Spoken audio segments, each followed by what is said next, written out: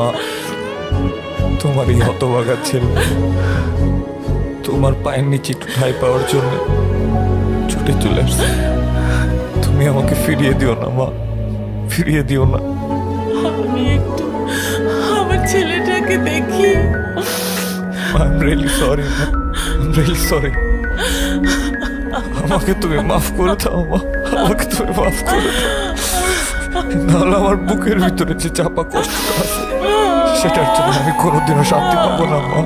আমাকে তুমি মাফ করে দাও মা, মাফ করে দাও।